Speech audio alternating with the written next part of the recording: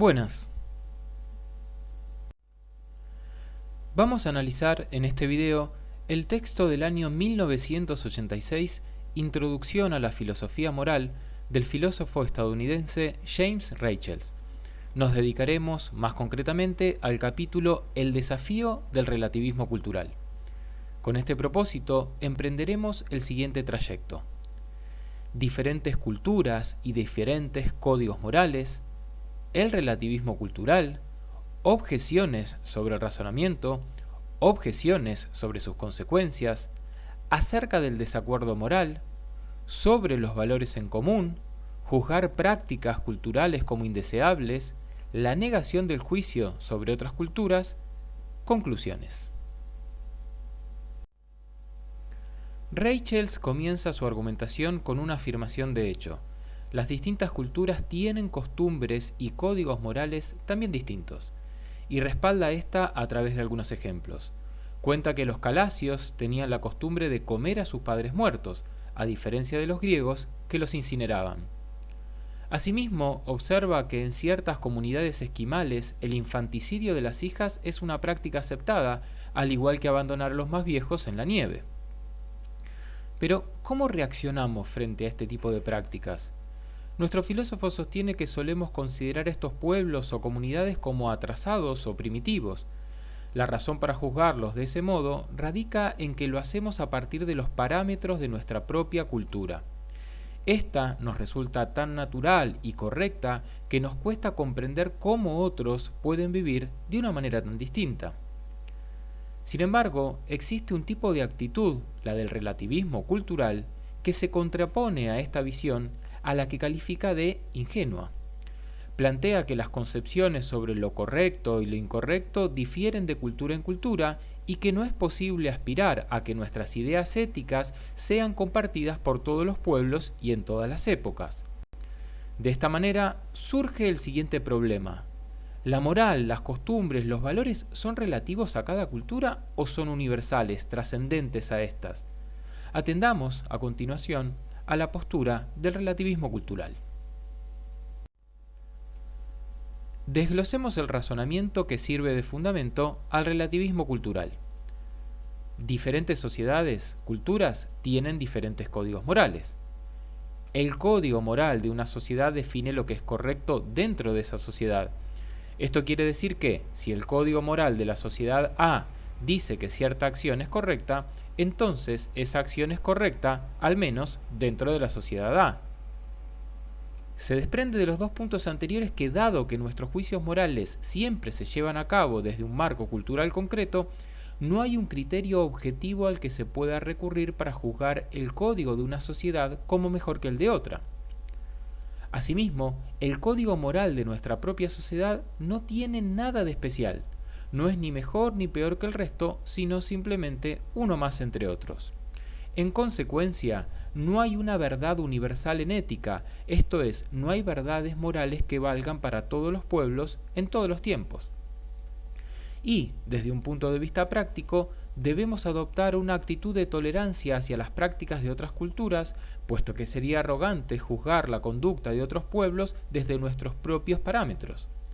De forma sintética, dado que las diferentes culturas tienen códigos morales diferentes, no hay una verdad objetiva en moral. Tal es así que lo correcto y lo incorrecto son solo cuestiones de opinión que varían de una cultura a otra. Nuestro filósofo observa que el relativismo, como teoría moral, tiene una apariencia razonable, pero, en realidad, no lo es tanto. Por un lado, le objeta que se basa en un razonamiento inválido. Por el otro, pone en evidencia una serie de dificultades que se siguen de tomar en serio el relativismo. Comencemos por la primera crítica que le imputa al relativismo, que se basa en un razonamiento inválido. ¿En qué consiste este? En que toma como punto de partida el hecho de las diferencias culturales y de ello infiere, de forma ilegítima, una conclusión acerca del estatus de la moral.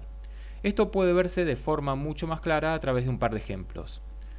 1. Los griegos creían que era incorrecto comerse a los muertos, mientras que los calasios creían que era correcto. Por lo tanto, el relativismo concluye que comerse a los muertos no es objetivamente correcto ni incorrecto. Es simplemente una cuestión de opinión que varía de cultura en cultura. Otro caso, los esquimales no consideran inmoral el infanticidio, mientras que los estadounidenses lo consideran inmoral. Por tanto, el infanticidio no es objetivamente correcto ni incorrecto, es simplemente una cuestión de opinión que varía de una cultura a la otra. Sin embargo, Rachels remarca que en este tipo de razonamientos la conclusión no se sigue de las premisas. ¿Por qué? Porque las premisas tienen que ver con lo que la gente cree, mientras que la conclusión no hace referencia a lo que la gente cree, sino a lo que realmente es. Se lleva a cabo una inferencia inválida que parte de las diferentes creencias de los griegos y los calasios en torno a la corrección moral sobre las prácticas funerarias y se llega a la conclusión de que no hay verdades morales objetivas. Con todo, del mero hecho de que no estén de acuerdo, no se sigue necesariamente que no haya una verdad objetiva al respecto. Esto es algo que resulta evidente a través de la siguiente ilustración. En algunas sociedades la gente cree que la Tierra es plana, mientras que en otras sociedades la gente cree que la Tierra es esférica. Sin embargo, del hecho de que la gente esté en desacuerdo no puede deducirse que no hay una verdad objetiva sobre este asunto. Paralelamente, a pesar de que existen diferentes perspectivas morales en relación con las prácticas funerarias, podría ser que haya una práctica objetivamente correcta o incorrecta y que uno de los dos grupos estuviera simplemente equivocado. Por tanto, el relativismo se apoya en un tipo de razonamiento inválido, dado que deduce de las diferencias culturales una conclusión sustantiva sobre la moral. Avancemos con el segundo blanco de críticas. A pesar de haber demostrado que el relativismo se sustenta en un argumento inválido, Rachels concede que éste igualmente podría ser verdadero.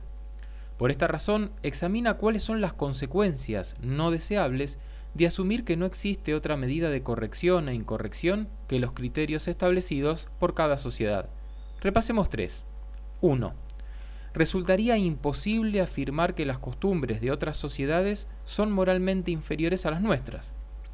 Esto quiere decir que deberíamos abstenernos de condenar a otras sociedades tan solo porque son diferentes.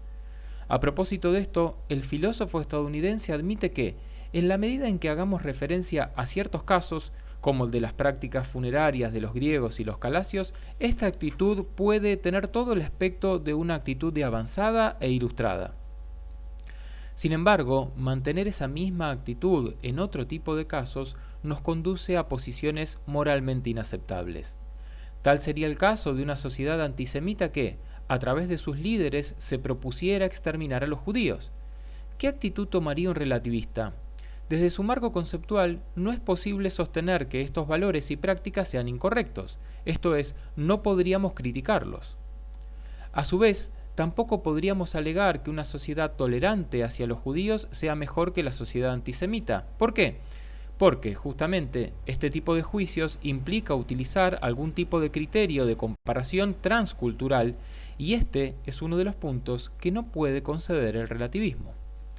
A pesar de ello, repone Rachels, el antisemitismo, como la esclavitud o la desigualdad de las mujeres, parecen incorrectos donde quiera que ocurran.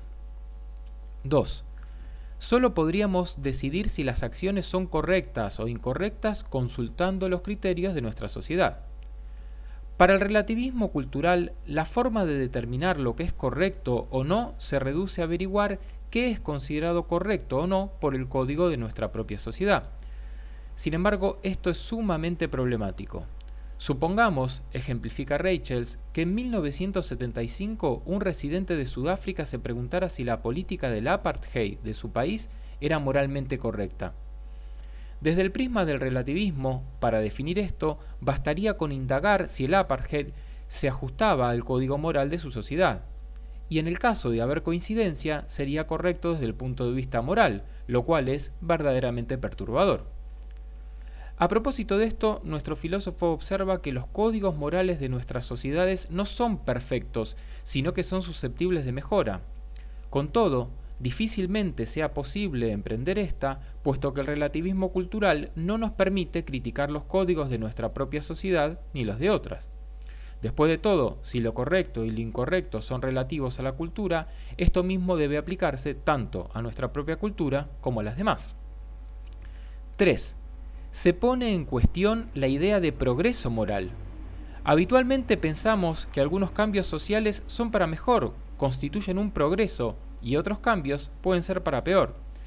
En este sentido, los cambios en relación con la igualdad de las mujeres o la abolición de la esclavitud son considerados para la mayoría como un progreso. Sin embargo, advierte Rachels, de acuerdo a las premisas del relativismo cultural, no es posible juzgar estos cambios como un progreso, como algo mejor. ¿Por qué? Porque si los códigos y las normas anteriores, la desigualdad de las mujeres y la esclavitud, estaban de acuerdo con los criterios sociales de su época, sería erróneo juzgarlos con los criterios de otra época. Ciertamente, hablar de mejoría o progreso supone un juicio que postula que la sociedad actual es mejor en los aspectos señalados. Sin embargo, afirmar eso equivaldría a establecer una valoración transcultural que el relativismo cultural sostiene que es imposible. Otra implicancia negativa del relativismo atañe a desactivar la noción de reforma social. La razón estriba en que los ideales de una sociedad conforman el criterio en función del cual estimamos valiosos sus códigos, pero el problema reside en que no es posible cuestionar los ideales mismos, puesto que estos son correctos por definición. De esta manera, la idea de reforma social solo tiene sentido cuando una sociedad no está a la altura de sus propios ideales, pero sin modificar estos. ¿Qué se sigue de estas consecuencias? Principalmente el rechazo por parte de muchos pensadores al relativismo cultural. Justamente, tiene sentido condenar algunas prácticas como la desigualdad de las mujeres, la esclavitud, el antisemitismo, sea cual sea la cultura o sociedad en que ocurran, así como juzgar que nuestra propia sociedad ha hecho algunos progresos morales a pesar de no ser perfecta y necesitar de reformas. Rachels avanza en su argumentación y se propone demostrar que, si bien las culturas difieren marcadamente en sus concepciones acerca de lo que es correcto e incorrecto, esto no siempre es así. Consideremos un par de ejemplos. Una cultura en la que la gente juzga incorrecto comer vacas parecería tener valores muy diferentes a los nuestros, en las que comer carne de vaca es una práctica habitual. Sin embargo, no necesariamente es de este modo, si indagamos acerca de la razón por la cual la cultura aludida no considera correcto comer vacas. Supongamos que esto sea así porque en esta sociedad está muy difundida la creencia de que, después de la muerte, las almas humanas habitan los cuerpos de los animales, especialmente de las vacas, de modo que una vaca puede ser la abuela de alguien. En este caso, la diferencia no estriba en nuestros valores, sino en nuestros sistemas de creencias. ¿Por qué? Porque estamos de acuerdo en que no debemos comernos a la abuela, pero no estamos de acuerdo en que la vaca es o podría ser la abuela. El segundo ejemplo retoma el infanticidio de niñas por parte de ciertas tribus esquimales. Acerca de este, explica que no se trata de que los esquimales mantengan una actitud hacia las niñas radicalmente distinta a la nuestra, sino que ésta se explica en función de las circunstancias en las que viven, su condición nómada, división del trabajo, accidentes de los varones que cazan, prolongación de la lactancia materna, etc. Se trata, más bien, de asumir que en ciertas circunstancias se necesitan medidas drásticas para asegurar la supervivencia de la familia. A pesar de ello, el infanticidio es siempre el último recurso. Por tanto, los valores de los esquimales no son tan diferentes de los nuestros. En realidad, la diferencia ancla en que su entorno les impone decisiones que nosotros, afortunadamente, no tenemos que tomar. En definitiva, es imprescindible ponderar los distintos factores, como las creencias religiosas, las características físicas del entorno en que se viven y entre ellos los valores, que se combinan para producir o moldear las costumbres de una sociedad. Es por ello que no podemos apresurarnos a concluir, cada vez que las costumbres de dos sociedades son diferentes, que hay un desacuerdo acerca de los valores. En rigor, la diferencia de costumbres puede atribuirse a algunos otros aspectos de la vida social que no debemos soslayar. Llegados a este punto, Rachels progresa en su razonamiento mostrando la existencia de ciertos valores y reglas morales universales. Entre ellos se refiere al cuidado de los niños y la condena a la mentira y el asesinato. Con respecto a la protección de los niños, indica que se trata de un deber que está vigente en todos los grupos culturales. En rigor, puesto que los bebés no podrían sobrevivir si no se les brindara cuidado por un período de varios años, de no hacerlo, el grupo se extinguiría. Por tanto, los niños a los que no se cuidan son una excepción, no la regla. En cuanto a juzgar incorrecto o mentir, demuestra su universalidad a través de una situación hipotética. Es el caso de una sociedad en la que no se le atribuya ningún valor a decir la verdad, de modo que cuando una persona le hablara a otra, no podríamos dar por sentado que le estuviese diciendo la verdad. En una sociedad así, la comunicación sería extremadamente difícil, ya que no habría ninguna razón para poner atención a lo que se dijera. Y puesto que las sociedades complejas no pueden existir sin comunicación entre sus miembros, tal sociedad sería inviable. En consecuencia, infiere que en cualquier sociedad compleja debe haber una presunción en favor de decir la verdad, respaldada en una regla que condene la mentira. Naturalmente puede haber excepciones a esa regla, pero no dejarían de ser excepciones a una regla que está vigente en la sociedad. Finalmente, sostiene que la prohibición de asesinar es una característica indispensable de todas las sociedades. Efectivamente, de no existir esta norma, nadie se sentiría seguro y una sociedad así difícilmente podría existir. En consecuencia, existe una serie de reglas morales que todas las sociedades comparten porque son necesarias para su propia existencia. Por supuesto, las distintas culturas pueden diferir en aquello que evalúan como excepciones a estas reglas, pero este desacuerdo se mantiene dentro de un marco de acuerdo más general. Por tanto, no toda regla moral puede variar de una sociedad a otra, lo que conduce a evitar el error de exagerar la magnitud de las diferencias entre culturas. A fin de analizar si es posible juzgar prácticas específicas de otras culturas, nuestro filósofo se detiene en la excisión, la mutilación genital femenina. A propósito de esta, observa que, en algunos casos, se trata de un ritual tribal realizado en pequeños pueblos tradicionales que las niñas esperan con interés porque indica su aceptación dentro del mundo adulto. En otros casos, se lleva a cabo en el marco de familias que viven en ciudades sobre mujeres jóvenes que se resisten desesperadamente. Así, para algunos, la excisión es una práctica primitiva que se debe condenar. En cambio, para otros, no deberíamos ser tan radicales, sino vivir y dejar vivir, ya que, argumentan, nuestra cultura probablemente les parezca a ellos tan extraña como a nosotros la suya. Desde la óptica del relativismo cultural, decir que la excisión es mala equivaldría a imponer los criterios de nuestra propia cultura. Y esto es precisamente lo que no podemos hacer, puesto que no existen criterios morales neutrales entre culturas a las que pudiéramos recurrir. Frente a esta postura, Rachels se cuestiona si realmente no existe algún criterio culturalmente neutral sobre lo que es correcto e incorrecto. Y lo que va a mostrar es que, al describir e intentar explicar esta práctica, se apela a criterios de esta naturaleza, esto es, neutrales. Veamos. Se sabe que la excisión es dolorosa y ocasiona la pérdida permanente de placer sexual. A corto plazo puede causar hemorragia, tétanos, septicemia y a veces la muerte. A largo plazo sus efectos incluyen la infección crónica, cicatrices y dolor continuo. Dado este panorama, emerge la pregunta en torno a por qué llegó a constituirse en una práctica social tan difundida. Y la respuesta no es evidente, puesto que la excisión no redunda en beneficios sociales, no es imprescindible para la supervivencia del grupo, ni tampoco se trata de un asunto religioso, ya que es practicada por grupos de distintas religiones. A pesar de esto, se esgrimen varias razones a su favor.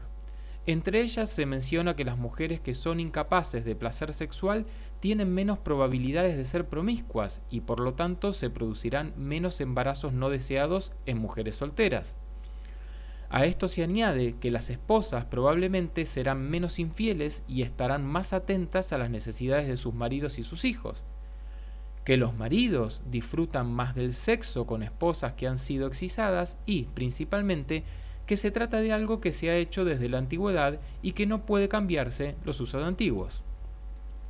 Ahora bien, Más allá de lo que opinemos acerca de estas razones, Rachels destaca un denominador común en estas, que se busca justificar la excisión dando cuenta de sus beneficios, tanto para los hombres, las mujeres y sus familias.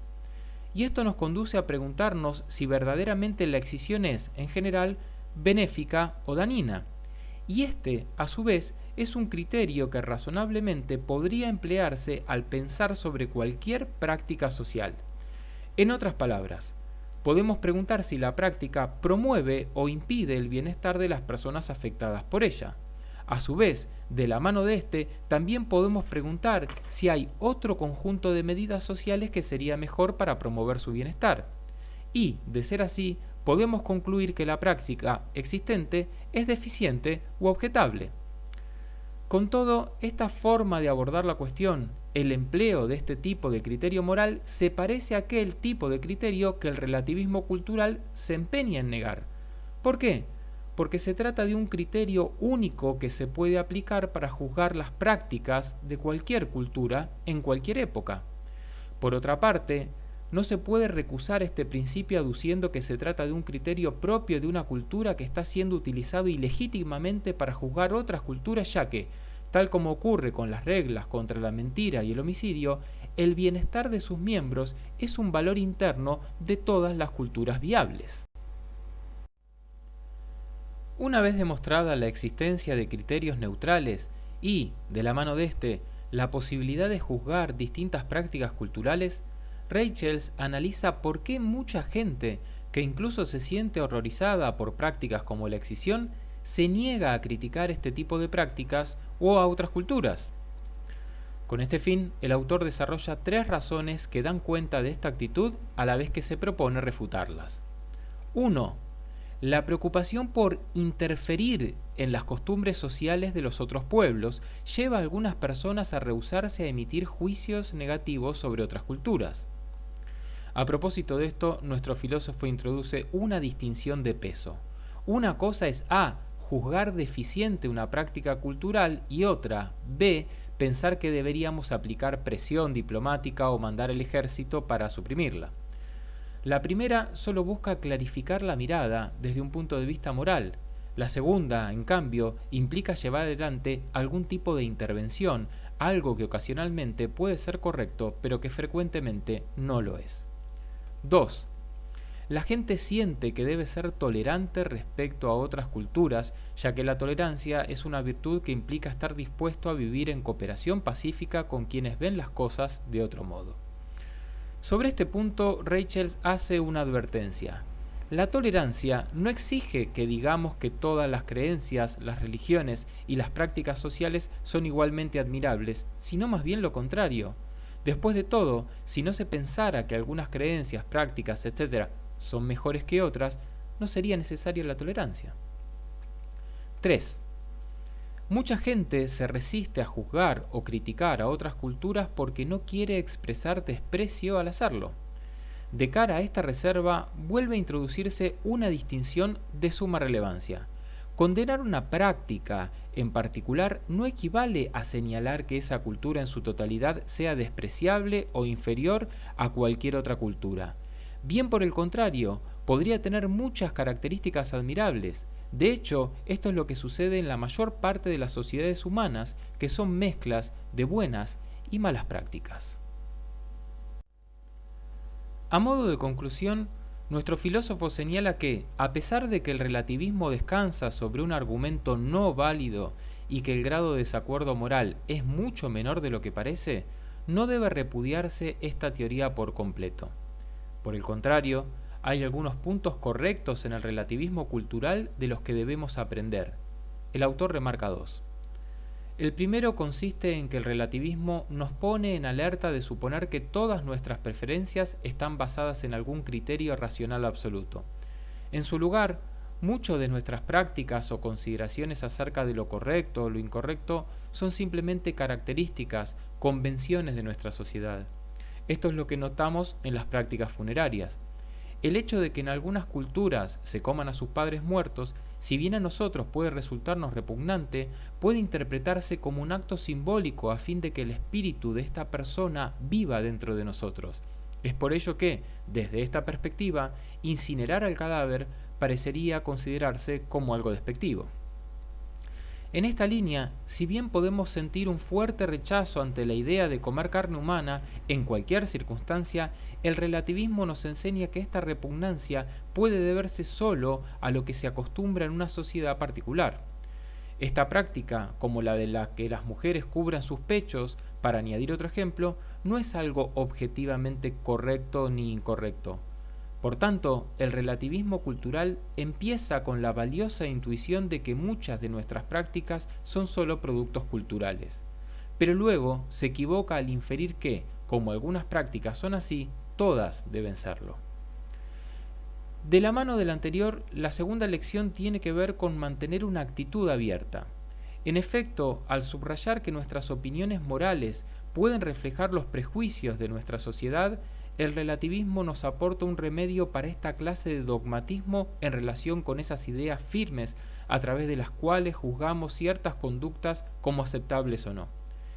Tal es así que, al reconocer esto, podemos entender que nuestros sentimientos no son necesariamente percepciones de la verdad, sino el resultado del condicionamiento cultural, que muchas de las prácticas y actitudes que nos parecen tan naturales son realmente solo productos culturales.